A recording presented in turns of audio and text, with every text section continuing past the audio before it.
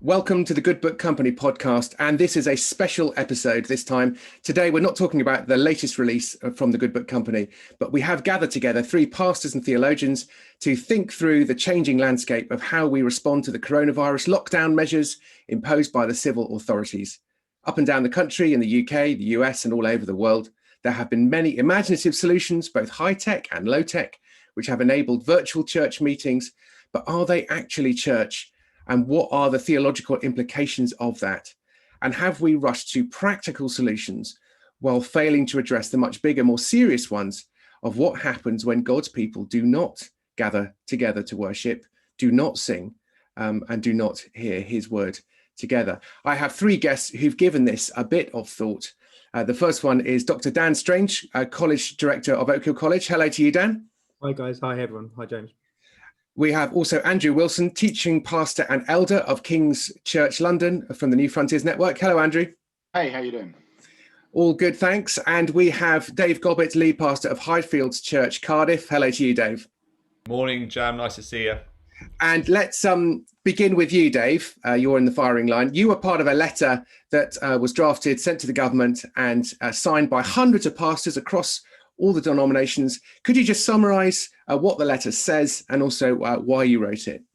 Sure thing. Yeah, thanks, James. And the kind of origins of the letter really were a few pastor friends having a conversation about the increasing frustration that we're finding having to do online church on the one hand, but also recognising that with the increasing restrictions coming on board and the potential second lockdown that might be coming our way, we just thought we needed to make a kind of public stand and say to the governing authorities that church is really, really important. It's not a luxury. It's not just a kind of a niche thing. It's vitally important that Christians gather for worship in terms of our public witness, the practical in-person care pastorally that we can provide for those who are vulnerable in need, etc., etc., etc. So we wanted to kind of put a kind of a flag in the ground and say this is really important, and pastors aren't just going to roll over and kind of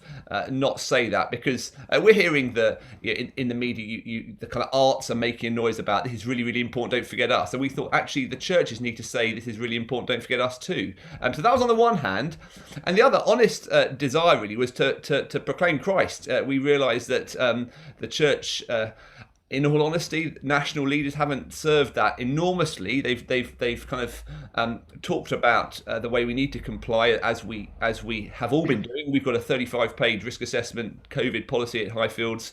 Everything, everywhere you go, we've worked it all through.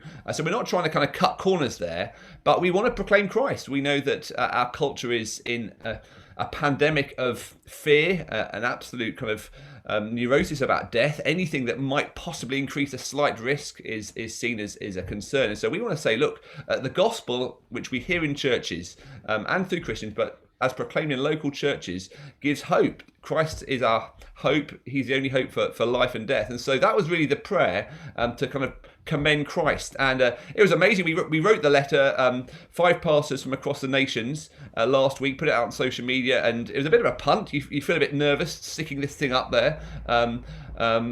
And then signatures started coming in, and we stopped it at about 700 signatures when we sent it off to the 4 governments last week, and then the signatures carry on coming in. We're nearly, I think, 900 now, and have been getting positive replies from. I had an email back from the Deputy First Minister of Wales, who has said they've read it, and as ministers they've kind of gone through it line by line. And I think I'm encouraged that they've at least heard us speak, and it's had wider press coverage, as I'm sure your listeners will have seen. Most encouragingly was a Sky News interview that Reverend Dr. Ian Paul was able to contribute and publicly share the gospel, and said this is why we want churches to stay open. So in a sense, it's done what we wanted it to do. It's made a clear stand, and we've had a chance to publicly proclaim Christ in a confusing and a kind of fearful age. So that's a bit of the background to the story. Thank you very much. And we'll come on in a moment to the bit that really jumped out at me, which was the phrase which says, we therefore wish to state categorically, we must not be asked to suspend Christian worship again. For us to do so, would cause serious damage to our congregations, our service of the nation, and our duty as Christian ministers. So that feels like a bit of a red line is being drawn, or a line in the sand. I don't know if that red line in the sand is also red. It's never quite clear to me. But before we get there, as it were, this idea that, how do we respond to people who basically say it can all be done virtually? So, most churches now, or many churches, I'd imagine, are some meeting in person, scattered amongst a big building, and some, or a small building, and some are meeting at home, live streaming. What's the harm? What's the harm in that? Maybe Dan or Andrew, you could give us a bit of thinking on, what actually is a church, and at what point does a church not become a church? I think the importance of the church being the people who have been saved through repentance and faith in Christ, and the idea of the church being gathered and the church being scattered. I think in terms of the gathering, we do believe in the importance of physicality. We do believe in bodies. We believe in being together and singing together and doing things together. And I recognize across the world, there are lots of Christians who aren't able to do that for lots of reasons. So I think we do need to be careful in, we need to recognize that. But I do think the kind of Zoom church, I know someone's described it as kind of church on life support, and you can kind of carry that on for a while in an emergency situation. But I don't think this is the way it's meant to be. I think as bodied humans, we are meant to be together, doing things together. And so for a time, I think it's feasible, but I don't think it's healthy for us as human beings or as God's people. Yeah. Andrew, is there anything in particular you feel that, although we may have maybe rushed into virtual churches, but that we have learned lessons from that? Is there anything that you feel that we've been learning over the last 6 months before we get to these issues about, well, we can't really go on like this? I don't know. I was going to say the things that strike me as things we've learned are the extent to which we can't go on like this. My observation is that at the start, I see the trajectory, and again, we're all seeing it from our own little worlds, but I don't see the trajectory as people saying, oh, this is disaster, we can't possibly do this. Oh, actually, yeah, we can. No, it's all good. I see the opposite. I saw lots of leaders go, it's fine, guys, don't worry, nothing to see here. We can do it all virtually. It's great online. It's going to be brilliant. Come on. Ah! And then as time's gone on, people just going, this isn't the church. I think I probably, a couple of immediate flashpoints that occurred to me. One was the sacraments. I think we might probably have different sacramental theologies amongst the four of us. I suspect we do. But the idea of, people, can you do communion on a screen with just you? And I'm a no on that one. I think this is something for the gathered church. That people take different takes on that. People asking the same question about baptism. But early on, I think pastors were asking that sort of question, which immediately exposed a fault line really on, can you do church in everything but its normal way, or is it basically this is a significant drop in what the church is supposed to be? This is just not really online church is not ultimately a thing. This is a substitute for churches. And the analogy I used quite early on, because I've had this debate within our own movement of churches, we've got some guys who were doing online church before this started. They were calling it online church, and I was desperately saying, please don't call it that. I don't think that's what we're talking about. And I like the phrase virtual church because I think it sums up the idea that this is like church, but it isn't really the same thing. And I think we've just got to, and often people in the churches in the parts of the world Dan's just mentioned are often the most acutely aware of the fact that what they're doing is not, quote, real church. And that's the whole point. That's what they would say, no, I'm not getting the full experience of Christian gathering, and I want to recognize how deficient that is and subnormal that is, and not settle for it and get used to it. So I think what's happened early on, there was a fault line there, and some people are saying this is insufficient, but we'll live with it. And the analogy I've used is it's like an online marriage, in that I think you can get someone who's away in the South Seas on a big ship and he doesn't see his wife for 9 months. They're still married.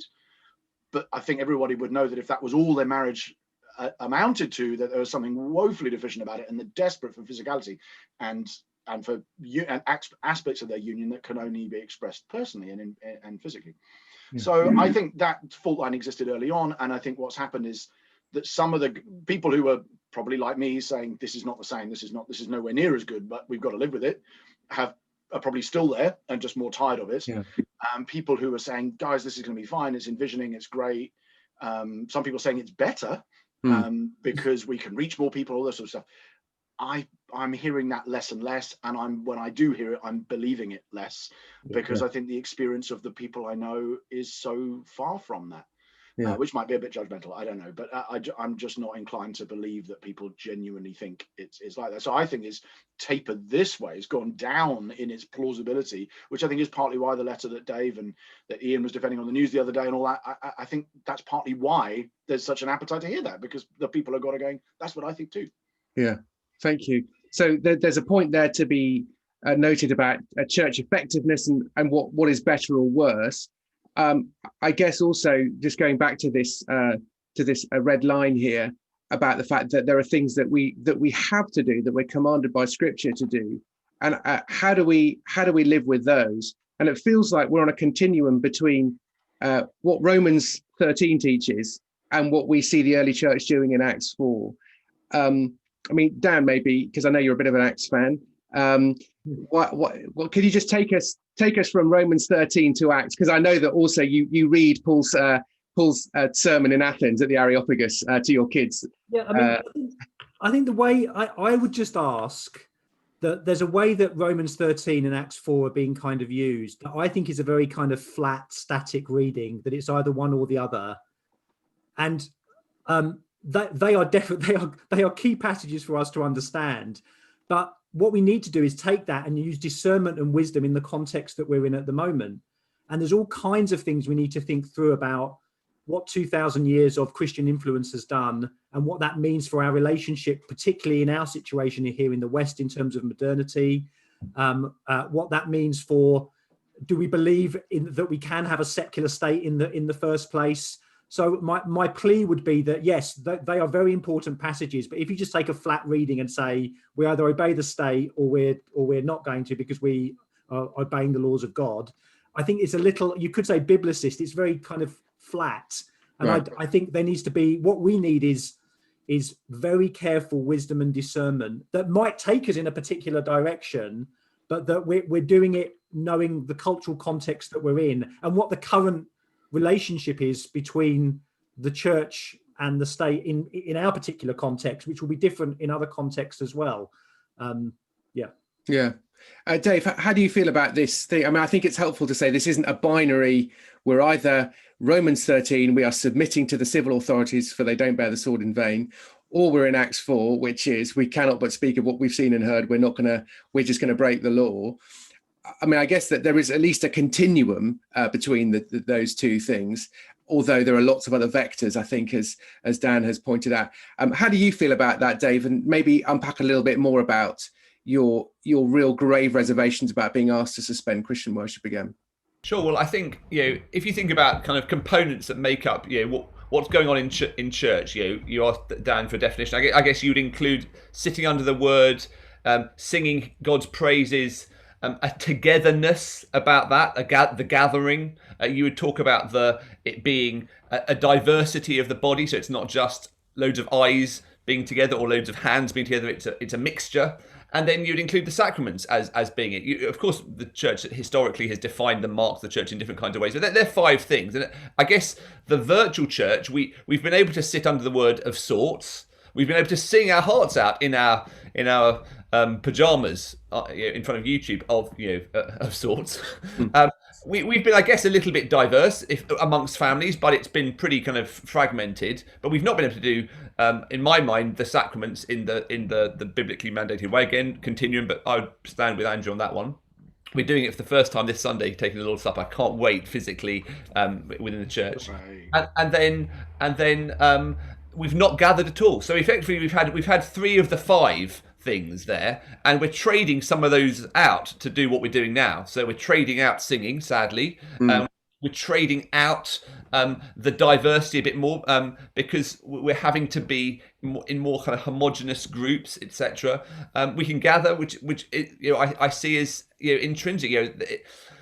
How we sit comfortably with Hebrews 10. It's a straightforward command, isn't it? Do not give up meeting together as some in the habit of doing, but encourage one another, and all the more as you see the day approaching. The gathering together, the biblical theme throughout. Christopher Ash has got a great Bible overview of where he talks about scattering and gathering, and the story of what God is doing with his people is rebuilding, bringing people together. And so it's such a pale reflection, the online. So That's kind of more content in your previous question. In terms of the continuum between Romans 13 and Acts 4, I suppose we felt that where the government, historically, I was reading, Baxter says there are valid scenarios whereby you shouldn't gather on the Lord's Day, and in times of pestilence, it's right to obey the civil authority. So we're not. And also, we forget with Baxter that he was writing during the English Civil War, when tens of thousands of men fought each other and died on battlefields across England for a period of several years. So this is not, his advice is not to be taken lightly, is it? Sure, but we also know that, what was it, 400 years ago last month, 400 years ago, the Pilgrim Fathers set sail to North America because they wanted freedom of religion to worship and to do that. So there is a tension there. I suppose one of the things that we can at least say in terms of obeying the government authorities, we can say, look, treat us fairly. It's been interesting to see Capitol Hill Baptist Church in the States have been taking the DC civil court to the law. They're suing them because they're saying that I think in casinos and in clubs you can have more than 100 people, but they're limiting the numbers to 100. And you think at that point the government has overstepped it and is just being unfair. They're kind of they're not just saying no to every civil civil grouping, but they're saying no to churches. They just clearly have forgotten the value of church. They allow the ones that make money that they can also heavily tax. Of course. Yeah. And there is a real, at that point though, there is a real, I mean, this is highlighted for me, a real kind of illiteracy on the part of the government as to what gospel churches are about and what we do. And that, I'm glad that we as a church, we're waking up to that fact. Now, I spend a lot of time teaching worldview and all of this stuff and the importance of ideology and how it feeds through. And I stand by all of that. I think on some of this stuff, it is kind of cock up rather than conspiracy. But having said that, there is we need to be prophetic and educating, I suppose, which is what's great about the letter, because it's saying this is what we do. But I'm always astounded at people just in power in our context do not get what we're about. And if this is waking us up to that, then that's very helpful. Well, to be honest, Dan, in all honesty, the national leaders have rolled over without a fight. They just kind of curled over and said, "Yeah, fine, we'll close the doors, we'll lock the doors, we'll stop all kind of in-person ministry." And what a damage that has done. We can all say, both COVID and the lockdown restrictions have had such untold damage in our communities. So, for example, within our church context, we worked hard to try as elders to kind of follow up older folks within the church, phoning them every week, etc. We've started back. One thing which I've just observed, we've started again the last 4 weeks. So we've had 4 weeks of in-person church, and it's been brilliant and thrilling. If virtual church is kind of 10% of what church should be, even though you can't sing and you've got to have a kind of face mask, the in-person church we're doing now, the real church, it's 80-90% of what it should be. It's still not there, but it's so much better. But what has been sad for me is that while we've got hugely limited capacity, we can fit probably about 100 in our main chapel, and we've done lots of multiple services, we're adding services all the time. We've not been turning people away, even though we've probably got 3 times as many people on our books and people who would be regulars at Highfields normally, which I think is to say that there are people who, there are some shielders, there are some who, my sister's got multiple sclerosis, she's not going to be going to a church anytime soon. And so it's right that some people stay away, but there are lots of people who've just got so comfortable and so used to, oh, the weather's really nice, let's do church on catch-up this afternoon, kind of thing. Like, do church on catch-up this afternoon. I mean, like that. So at that point, I want us to kind of say loud and clear to both to our church congregations, church is gathering, and it's the physicality of all that we've said. Yeah. And I want to say to the state, don't forget us. I think they've every reason to have forgotten us, given the fact that we've been so quiet for 6 months. Honestly. Yeah. That's really helpful. Andrew, it'd be really interesting to hear how you've gone about making decisions in your own church situation. Because of because the church that you work for is in London and you live outside of London, so there's obviously already quite a lot of stuff going on there. Can you say a bit about how you've been approaching this as a church? What are the parameters? I'm both. We've been very cautious as a church, and I am actually more optimistic, I suppose, than probably what Dave's just said about what's going on with the people. But I don't know whether that reflects a difference of perception or a difference of reality between the two, or just a difference of city. I don't know. We shut down early and we're going to open late, so we're not. Our first in-person service at the moment, unless things change again, is 1st of November. So we haven't gathered again on a Sunday in the church in London. And some of that is an urban context, and some of it is a conservative approach to leading. It's a very big church, and I mean, in British terms, we sort of get on before this all, we'd be gathering something like 16 or 1700 people on a Sunday. So there's mechanical issues and lots of sites and meetings and things.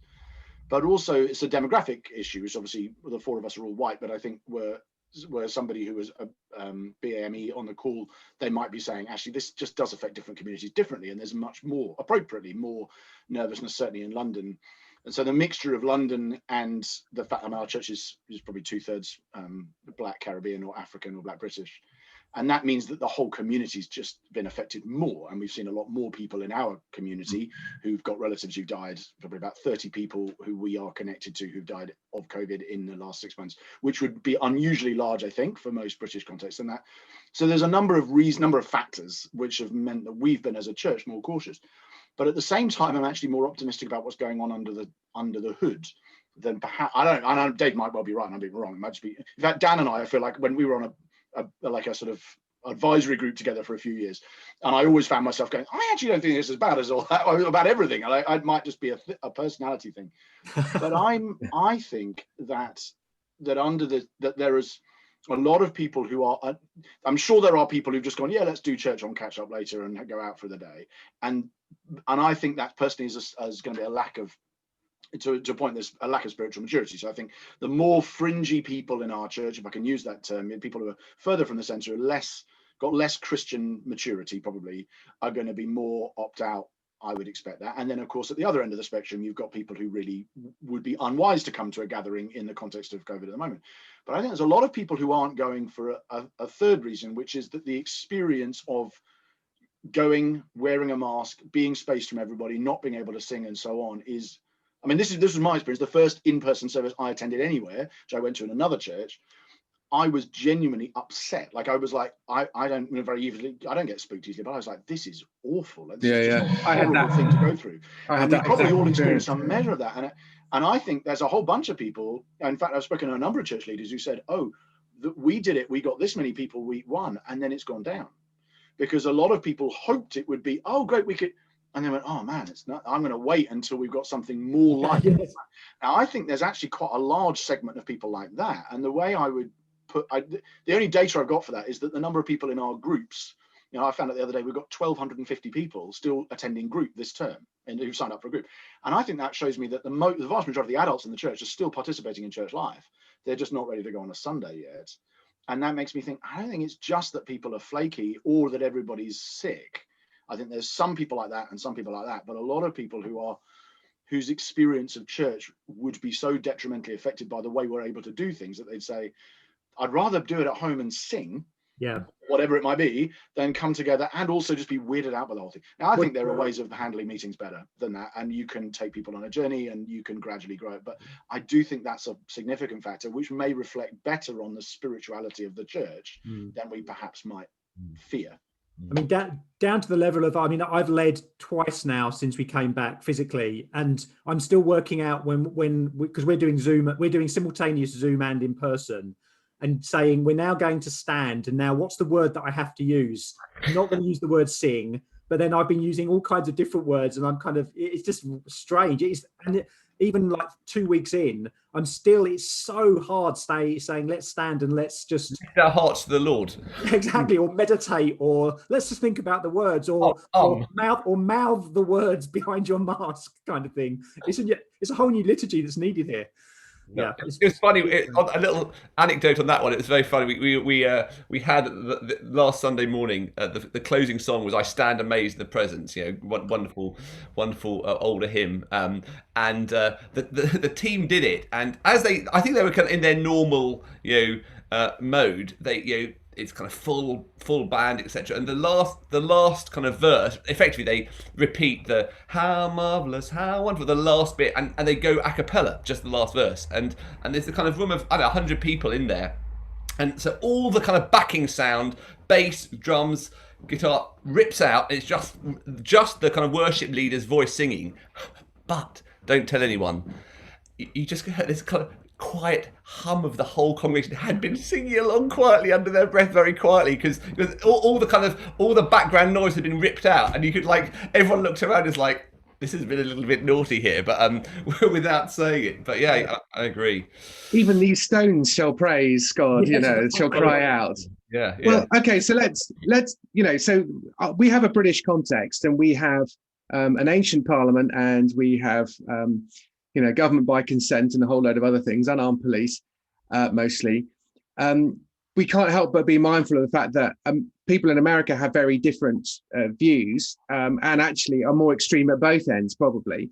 We obviously tend to hear about one of the ends, but how do we answer there for people who just say to you, Dan, or to whoever, why are you not telling people to sing? The Bible says sing. God says sing. What, you're afraid the police are going to come and arrest you for singing? Sing. What's the matter with you? Is that helpful? I mean, on one level, the Bible does say that. And the government has said, you shall not sing. And one could say the government has no right to say you shall not sing.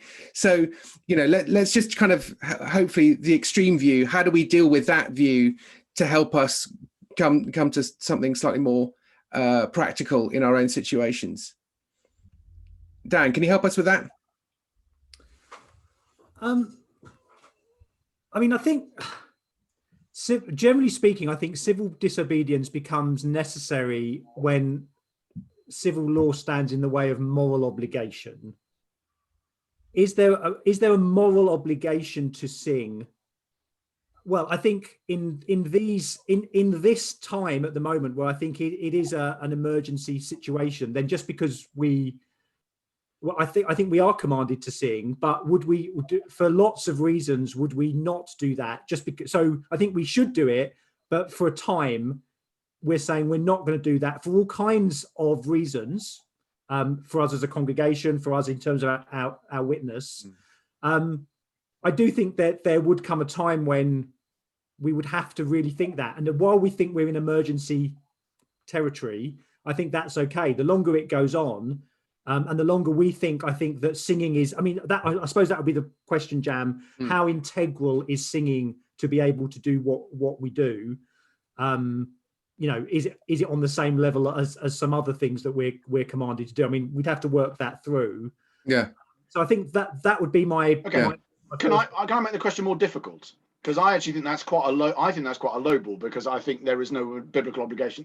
You're not disobeying God by singing in your home with your family or with your flatmate or whatever, as opposed to in a corporate congregation on a given Sunday.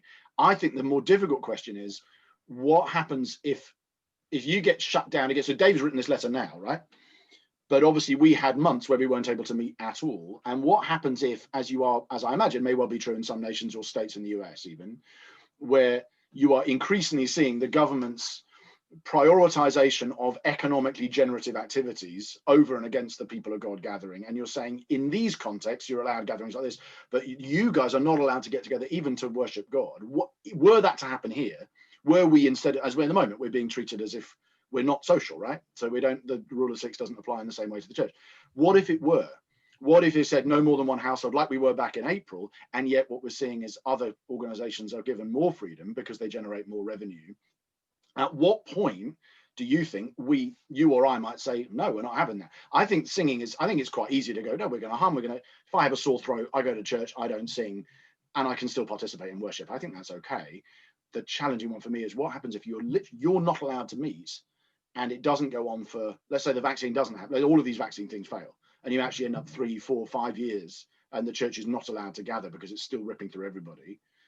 At what point does the church say, no, we are going to meet, even when the government says we're not allowed to? That to me is a more, I'd love to know Dave, when you wrote that letter, you must have thought the ... is, or what? Like, if the government don't listen to a word you said, I think it's a good letter. But what if they say, oh, stuff you, this isn't, where's the line for you? And Kay Burley on Sky News certainly used that as a follow-up question to Ian Paul, which he dealt with well. He did deal with well, but he did it by saying, oh, I'm not saying any of those things. Yeah. But if you at a personal level said, well, Ian, what do you think? And since we don't have Ian, I thought I'd ask Dave. Well, I suppose. Well, I didn't write the letter, so he was great. He just kind of went and defended it without me having to take a hit from Kay Burley, which is fine. I suppose the fact is, honestly, we are just not used to even considering stepping down the path of any kind of civil disobedience. I mean, in the UK, we just have not done this for hundreds of years, and so precisely when that question comes, and when we see, say, gyms or schools or pubs or restaurants, which, yes, you're right, absolutely, it's for the economy, we can see that. But when you see those open, and you see churches being treated less favourably, we would argue in the letter, we think it's more important, and at the moment we are given a bit more freedom. But when you see churches being treated more harshly than others, I think that we need to start kind of manning up and saying, look, what is really important here? What's really crucial? I think that, in a sense, I want us to. I'm thrilled we're having this discussion. I don't have the answers actually at this point, and as you know, even amongst both the author of the letter and the signatories of the letter, that there was a diversity of views. So some of the folks who signed it are down the kind of Acts 4 end of the line, and actually, as far as the kind of the official rules are concerned, it varies across the nations. Some nations there's guidelines versus law, etc. So there is a bit of diversity there, and so this was not a kind of straight up call to civil disobedience and a vow you are going to stay open if you close us again. That away, but sorry, Dan. One of the things I think to think through is, I mean, the thing that's astounded me, and again, it shouldn't be much of a revelation, is when it comes to the government's treatment of this, how imminent we are as a society in terms of this squashing of the transcendence and the fear of death, the idolatry of life, all of that stuff, which I think is true. I mean, in some ways, Boris has only said 2 religious things throughout this whole thing. He had the thing about shining the light of science on this devilish disease, which was a very religious thing. And then the other day it was his deep spiritual reluctance to infringing people's freedoms. And I think at that point, it would be interesting to know if this continues, where those 2 things interact, and what do we do at that point? I mean, I do not think that the secular state is a legitimate. I think it always ends up in being a kind of some kind of. There always has to be one worldview that, in the end, is in charge.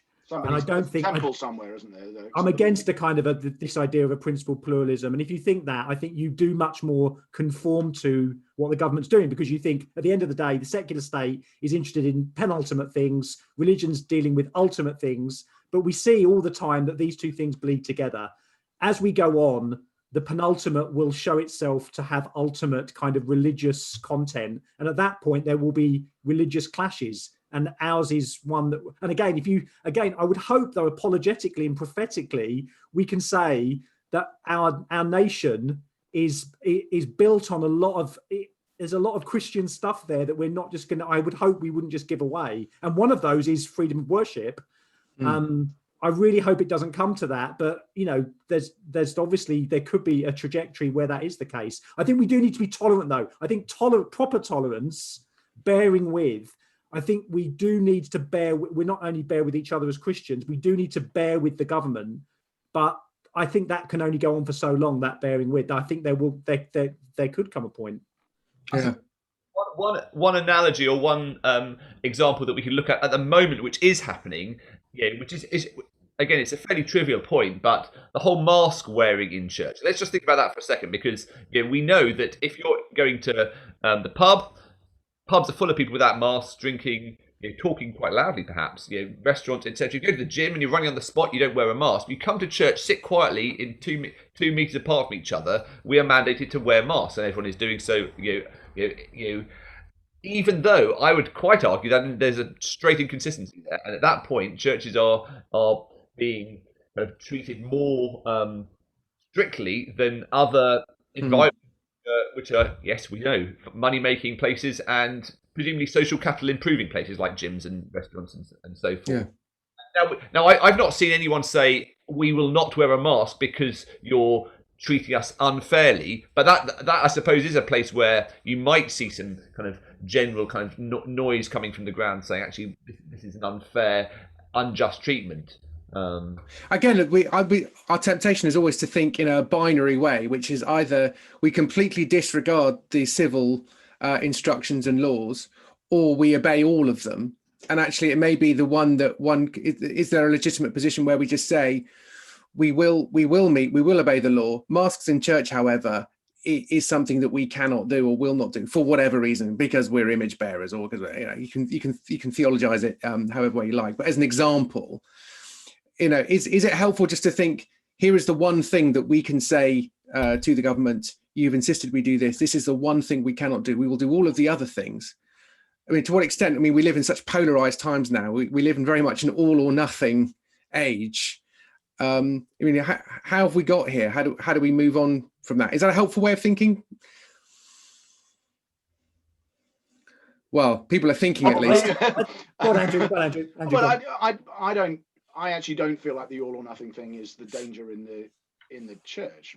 I mean, you're right. I think it's true in society more generally, probably more so in the States than here.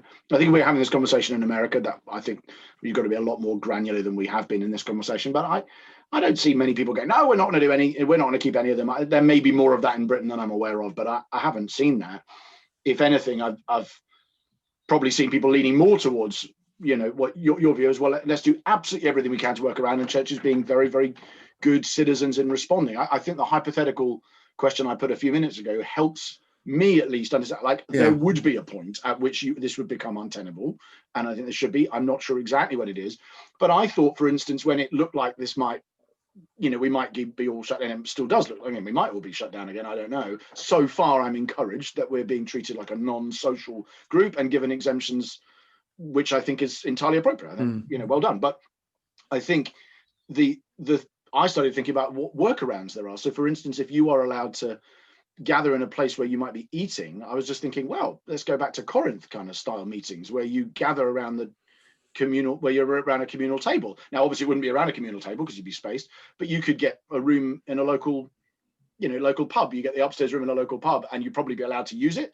And you'd probably, so long as you base the whole thing around bread and wine and sit in tables, but isolated by households, and you can talk. You might still decide we're not going to sing, but you might decide we can still gather in that sort of context, because strangely you're allowed to do that. And in a way, I'd be kind of happy to do that and say, well, that might cost us a bit more than using our own building, but if we're allowed to do it and to gather, and we're not allowed to do it like this, I just want there'll be all, because of and obviously the notorious complexity of all the different rules, there probably would be a variety of different ways. A lot of churches were doing that in the summer, having little outdoor meetings, and they were saying, oh, we can gather together and do this if we're outside. So I think probably, hearing what you're saying, James, I think a lot of churches are already doing that. They're sort of trying to find little ways of working such that no one is transgressing the rules, no one's breaking the law, and no one's making the church unsafe in the process. But we are finding ways of meeting together and expressing as much of what the church is biblically as we possibly can, while retaining within the laws. And I think to me, that shows them there's probably been all sorts of creative ways of doing that I've never heard of. And I think that's probably an encouraging development. So I don't think the all or nothing thing is perhaps our danger in the UK, unless I've got my head in the sand, all sorts of networks. I think it probably is more in America. And I think that's because of a total breakdown of trust between the church and the state, which I don't think we have to the same degree. That's probably a good thing. I think the thing, providentially, I really do hope this is a wake-up call for us. And I think, Dave, that actually, ecclesiology is really important. Our understanding of how the church relates to the rest of culture and the government is really important. I think Dave's right. I'm not sure we've theologically thought these things through, because we've been in a situation where we probably haven't had to. and now this is causing us to do that. So I do think there's some really important theological thinking that we need to be doing, and need to be educating. We need to be helping each other as a community. Yeah, because there is going to be a time when COVID is a distant memory, where a sermon will be classified as hate speech. At which point we've got an ecclesiological problem there, haven't we? So in a way, we do need to get our thinking in order, so that whatever individual law or regulation we choose to work around or subvert, we need to know precisely why we're doing it. And I think in a way that's what the Americans teach us, even though they sometimes take stands or say things that we are uncomfortable with, either in terms of temperament or even theology. They think deeply about the Constitution and the law, because that's their founding documents in the Federalist Papers as well, and all this kind of stuff about how to interpret everything. Yeah. Whereas we've become rather mushy in our thinking, and we've not really been shaken out of that. Just one other sidebar before Dave's going to come in on that. I was reading back in Acts, just thinking about what the scriptures. Acts 19, very interesting. When in Ephesus, where people are becoming Christians, and one of the kind of the riot that kicks off is due to the fact that it's causing not just kind of civil unrest, but an economic damage to the society, that people are no longer trading in their kind of idolatrous metal worship or whatever. That's kind of been hit, and so kind of fidelity to Christ at that point has had a kind of negative effect in the wider culture in relation to kind of economics. Now, I don't know whether that's we want to kind of run too far with that, but it's an interesting reminder that we can see fidelity to Christ. It's we obey God rather than men. Acts 4, but in that instance, Acts 19, that the apostles clearly and the new believers are clearly saying, look, even though this is causing quote unquote civic damage, actually, we're prepared to stand for Christ because he's more important than your economic kind of system. Now, of course, it's different from it's not a healthcare kind of pandemic situation, so we can't kind of draw a line too far, but we can at least see a kind of a backbone to those apostles who are saying that even though this is going to physically cost the wider community, we still maintain we have a higher throne that we're going to bow to. So I just thought that's kind of interesting kind of. That speaks into it in some respects. Well, and as it does benefit the community, doesn't it? Because I think increasingly we'd want to say this isn't just about whether we have a gathering on Sunday. It's about how do we honour our parents and grandparents? How do we care for the poor and needy? And the church needs to be at the centre of that, and we are being restricted in doing that thing, which is a glue to our society that has been historically. So there's so many things that are kind of involved in this for the good of society. Why churches need to be allowed to do what churches do, and that's critical. I agree with that. I guess my point was that even where in Ephesus it's the kind of negative, and it's not at that point the apostles roll over and say, "Oh, for goodness' sake! Oh, what are we doing? We're causing damage." Kind of, They go back to no. They say we're going to stand with Christ. But you're absolutely right. As per the letter we wrote, the phenomenal amount of civic good that churches are able to do in terms of the kind of care vision in person, and a virtual church is like a virtual hospital. It began okay, virtually phoning the GP, but increasingly people get away. All those cancer issues going up, heart attacks going up during the lockdown, and the untold number of spiritual issues that we're not picking up because we're not actually seeing people. So how can we help our listeners who are saying, well, this is all very well, but I'm going to have to make some choices for my own congregation. So there are Christian leaders who are thinking these things through. And secondly, there are people who are listening who have strong views, are not Christian leaders, but their Christian leader has a different view from them. So how can we help these guys and girls listening who are trying to make some decisions on this? So we've talked around a lot of the issues, and it is very messy, and we have slightly different convictions in different places.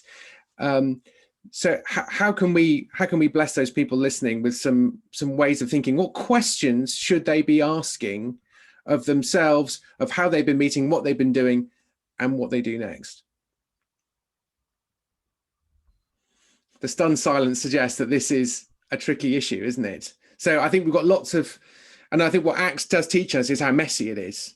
and that one size doesn't always fit all. But Dan looks like he's about to say well, something. no, I mean, I just reiterate what I said before. I think we need to be, in terms of Romans 14 and conscience and 13, 14, yeah.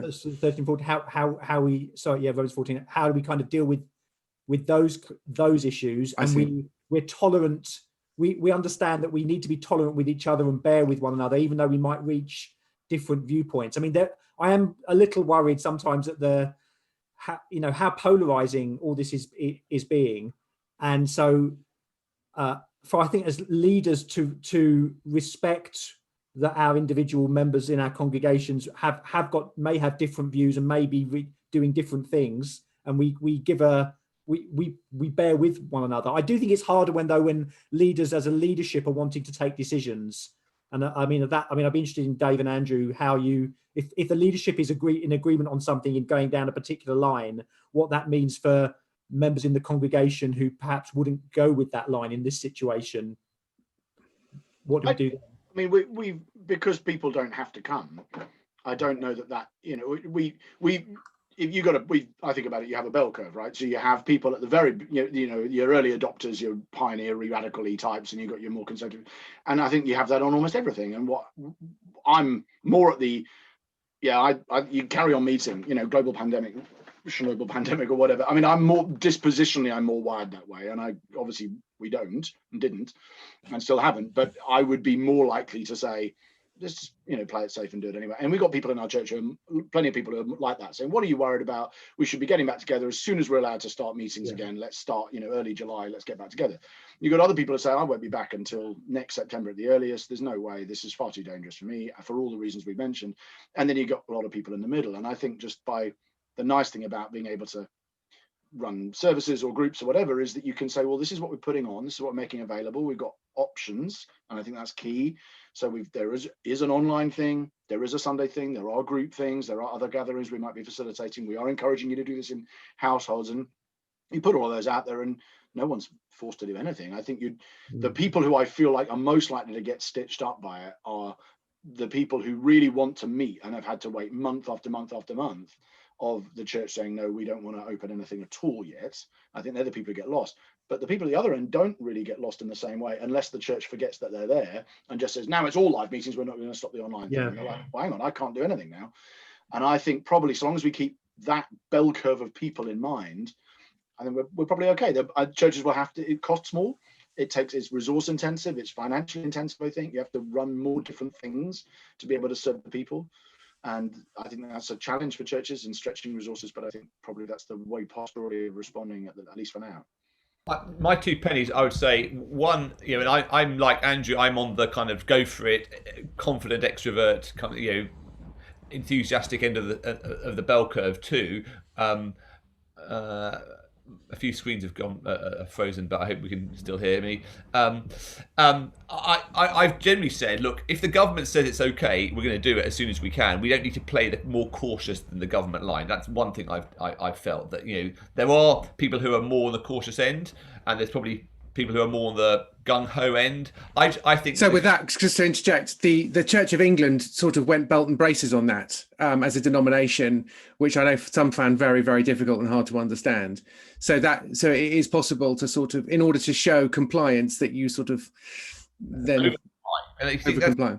That's just not necessary. I think the government are they've got lots of time. We know that there's a we know that they're being cautious. They're not being hasty. And so if they say you can do something, we feel we can do it. And actually we're currently in a moment, and it's interesting hearing Andrew saying that while you're the kind of, you want to do it as soon as you can, you've delayed as late as the 1st of November. That's interesting, because we're finding we're going to do the Lord's Supper this weekend. We're excited about that, and one of the things that we're just aware of is that it is possible that a new national lockdown is going to come in, and then we've got to work that through. And you want to kind of grab what you can get while you can get it, before having the kind of harder discussions about potential civil disobedience, if we even go that route. So one thing is, I would say, don't be more cautious than the government lines. Know what the lines are, and then think creatively and as much as you can up to those lines. And the second thing I would say is that here's the real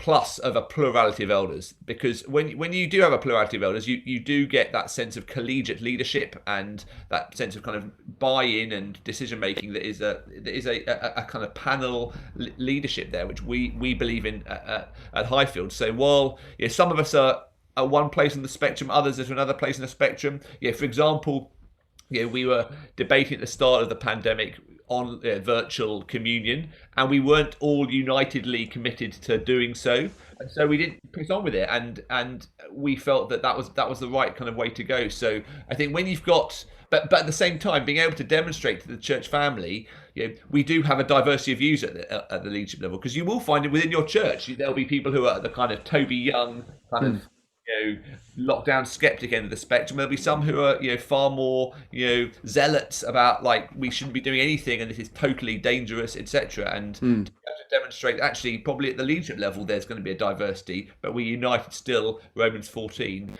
I think is the right thing to do as well. So there are two thoughts. Yeah, helpful, thank you. But then what happens, and we should probably land this fairly soon, but what happens when in 2 weeks time half term, Prime Minister says, right, that's it, half term, 2 weeks lockdown, no one goes anywhere, no one does anything, no churches meet, no nothing. Dave, you've slightly backed yourself into a corner here. So what happens then, especially when not all of your elders would necessarily agree, not all of your congregation would necessarily agree? I'm in one sense, I'm not trying to tease out what specifically will unravel at Highfields in Cardiff or weave together even, but just how do we go about that in terms of like, because the government are changing their policies and it could get a lot worse before it gets better. How do we then move forward from there, given there will be disagreement, and at which point civil disobedience does become an issue? Yeah, I suppose 2 weeks, it feels like we can swallow 2 weeks, but it was 3 weeks, wasn't it, in March, and then it's 7 months now. But what happens if 2 weeks becomes 2 years? Because as you say, a vaccine, it's been 80 years waiting for a good flu vaccine, and even now it only helps half the people. So like it's a bit of a we all pray and hope that the vaccine is the answer, but it might not be actually. And I think 2 weeks is probably something that we're almost certainly going to say we're going to acquiesce at that point. But I think just this conversation has been so helpful for me, and I hope it will be helpful for other people, just to say, look, as elderships, get into the theology of what church is, how the state and church interplay, and grow a pair. Like seriously, like we've got to be ready for standing up and saying, ultimately there is a higher throne, and we need to find a way of saying this is going to.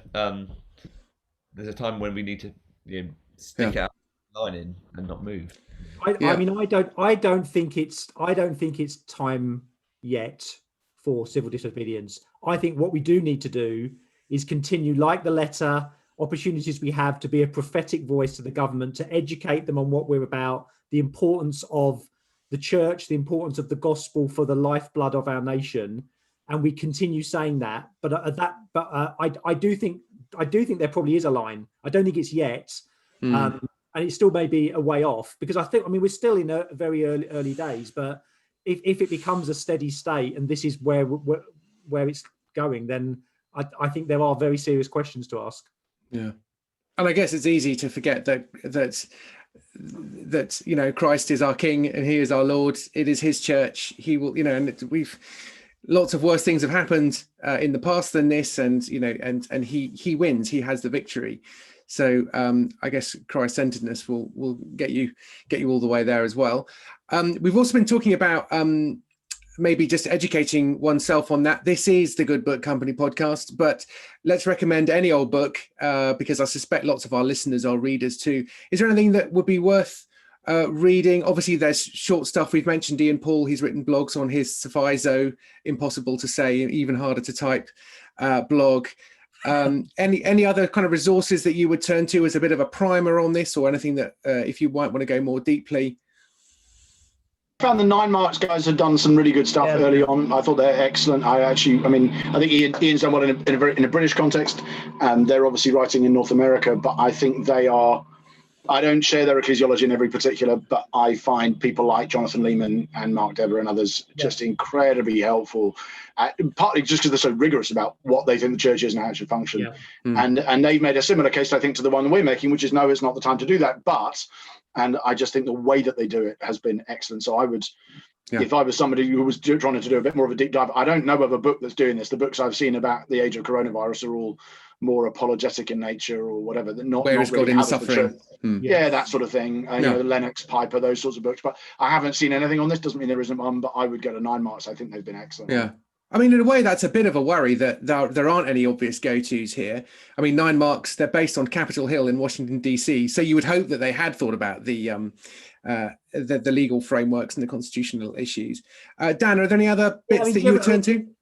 If you want a more theological read that is not about coronavirus, but it's interesting in applying this whole idea of public theology, Jamie Smith's book last year, 2 years ago, Awaiting the King, Reforming Public Theology, mainly because although he's American Canadian, he's so indebted to Oliver O'Donovan, and I think it's really interesting about this relationship between modernity and Christianity and what that means for how we are discerning, especially in our context.